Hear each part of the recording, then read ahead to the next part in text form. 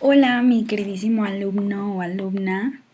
Bienvenido a esta clase de biología, donde veremos en este tema las características de los seres vivos. En el subtema, los seres vivos y su entorno. El aprendizaje esperado de este tema es que distingas las diferentes características de los seres vivos. De nuevo, pues me presento en el primer video que les estoy grabando. Yo soy Arely Galván, soy nutrióloga y también soy su profesora de biología. Entonces continuamos. Hay que comenzar haciéndonos esta pregunta. ¿Cómo reconocer un ser vivo? ¿Cómo puedes reconocer cuando algo es o no es un ser vivo? ¿Cómo lo haces? En ocasiones es fácil, porque se mueve o porque emite sonidos o porque se alimenta o se reproduce. Pero a veces es difícil porque, por ejemplo, no todo lo que se mueve o no todo lo que emite sonidos tiene vida y ni todo lo vivo se mueve o emite sonidos. Por ejemplo, un celular emite sonido, pero no quiere decir que es un ser vivo, ¿verdad? Pero por otro lado tenemos un árbol.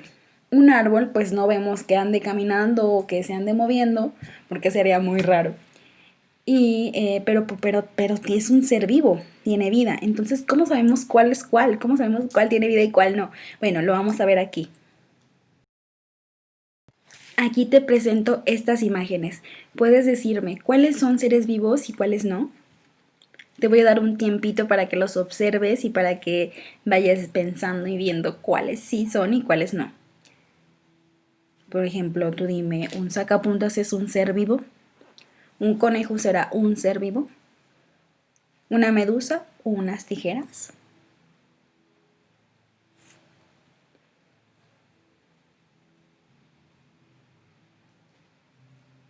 ¿Ya los observaste?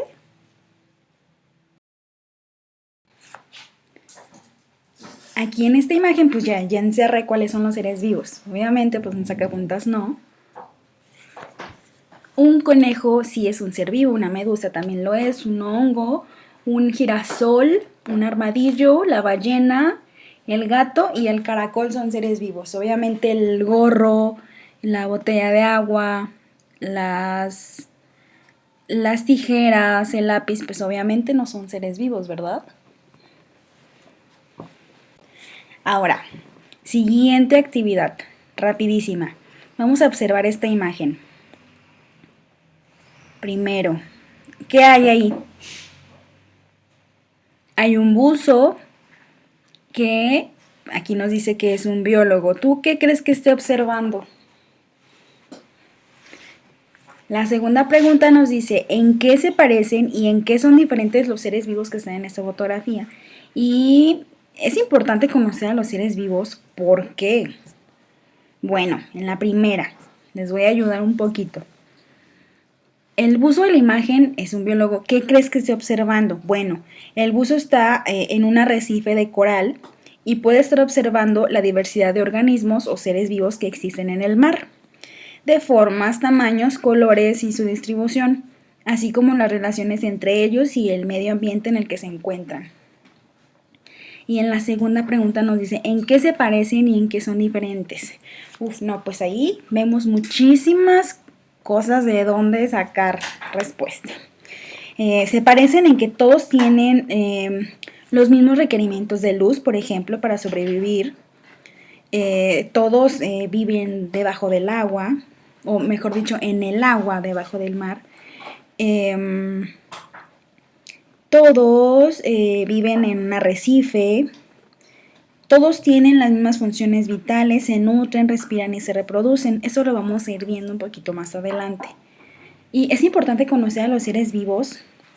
¿Por qué? Bueno, yo digo que sí.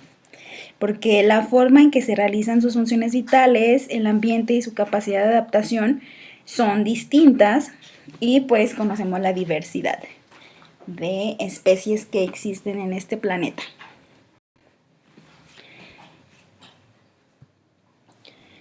Los microorganismos, los hongos, las plantas y los animales son ejemplos de seres vivos que a pesar de sus diferencias comparten ciertas características.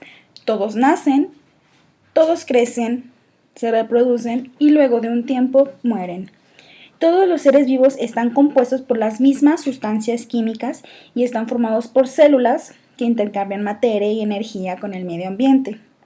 Estos responden a estímulos, a cambios ambientales, se mantienen estables en sus condiciones internas, crecen y se desarrollan y tienen la capacidad de reproducirse. También evolucionan, es decir, que tienen la capacidad de cambiar en el transcurso del tiempo. Como nosotros cuando estamos más chiquitos y después pasamos a la adolescencia y después ya son adultos y luego llegan a la vejez, eso es una parte de la evolución. Para poder decir que algo está vivo, se deben reunir ciertas características. No, como ya lo comentamos anteriormente, que si se mueve o no se mueve está vivo, no nos podemos basar en eso. Para eso existen estas 5 características que nos van a decir que algo está vivo o que algo no está vivo, que serían irritabilidad, adaptación, nutrición, respiración y reproducción. Y comenzamos con la irritabilidad. ¿Qué es? Bueno, todos los seres vivos respondemos a los diferentes estímulos del medio ambiente. Observen esta imagen. Aquí vemos, por ejemplo, cuando está una luz encendida o cuando hay poca luz, cómo va variando el tamaño de la pupila. Y aquí en otra imagen vemos al girasol que se va moviendo de acuerdo a la posición del sol. Los animales complejos como el ser humano, también tenemos células especializadas que nos permiten reaccionar ante determinados estímulos, por ejemplo, la temperatura. Solo piensa, ¿qué pasa con tu piel cuando tienes mucho frío o cuando tienes mucho calor?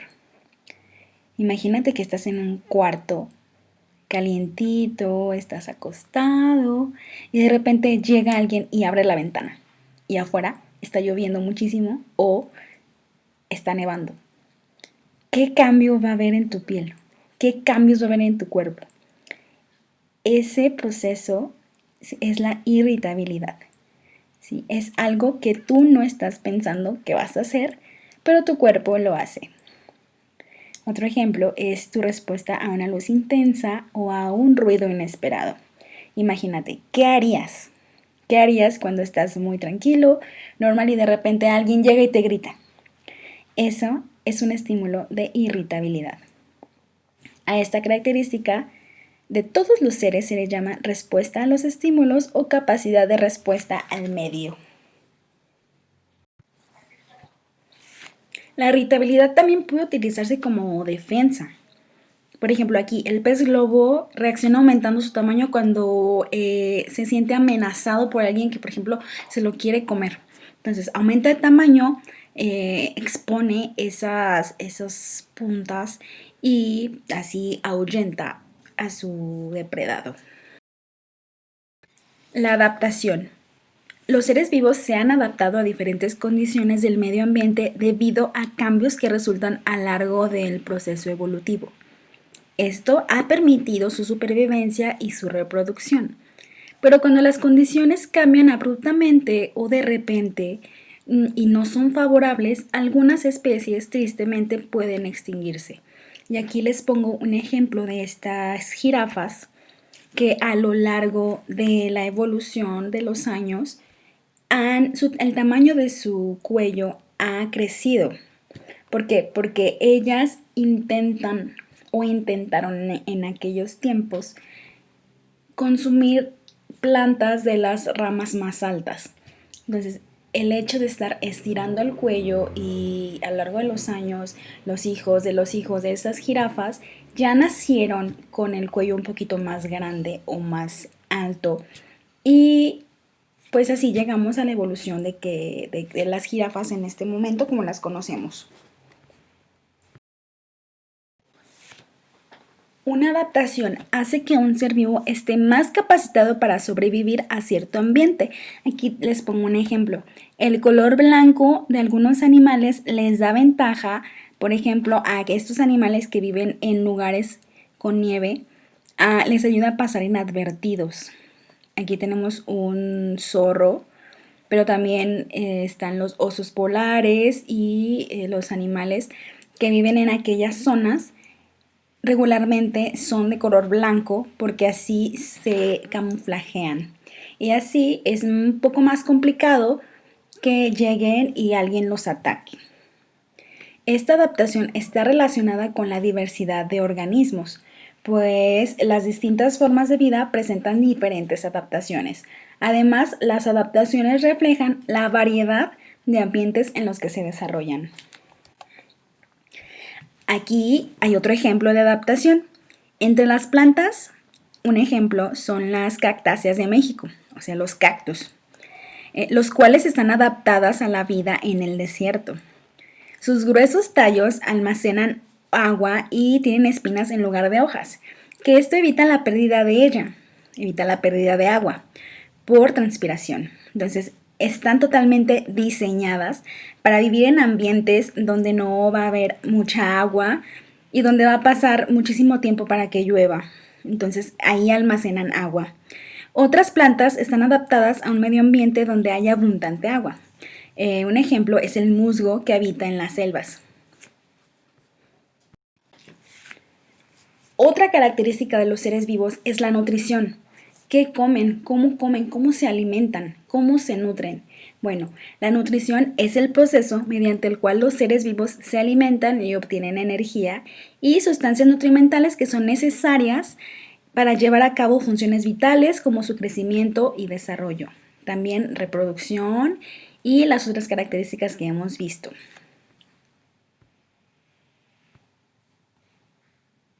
Diferentes formas de nutrirse. Existen seres autótrofos y seres heterótrofos. Los autótrofos son los que producen sus propias sustancias nutrimentales, como las plantas mediante la fotosíntesis. Los heterótrofos se alimentan de otros seres vivos o del resto de ellos, como los animales o como los seres humanos. Otra característica de los seres vivos es la respiración. Todos los seres vivos requerimos respirar para obtener energía. Y básicamente existen dos procesos relacionados con la respiración. Tenemos primero al tipo de organismos aerobios, donde va a consistir en un intercambio de gases en el cual se va a introducir oxígeno al cuerpo y se va a expulsar en forma de dióxido de carbono o CO2. También existe el tipo de respiración anaerobia, que es básicamente las bacterias respiran de esta forma, que son seres vivos que no necesitan oxígeno para llevar a cabo la respiración, pero van a necesitar otro tipo de sustancia química, que en este caso podrían ser azufre o CO2.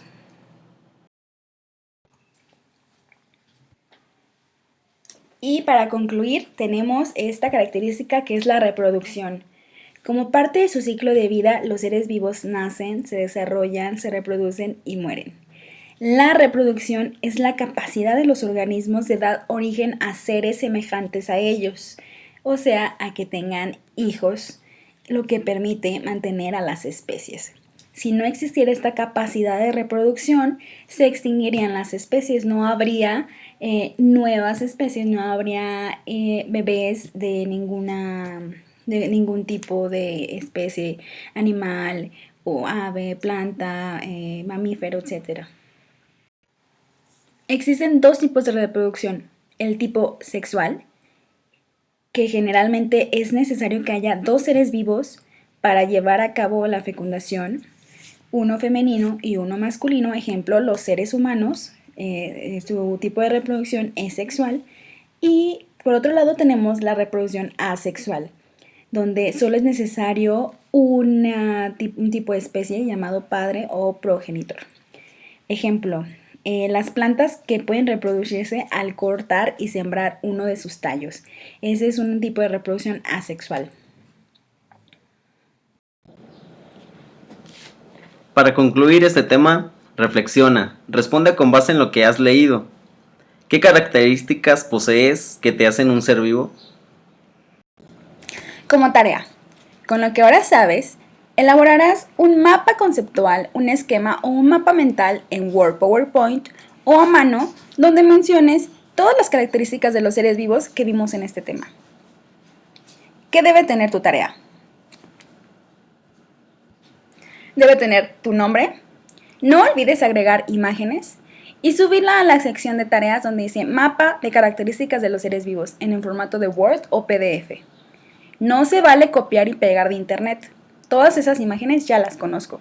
Entonces, pásate en la lectura de la lección y en este video. En lecciones en la plataforma te dejaré más información.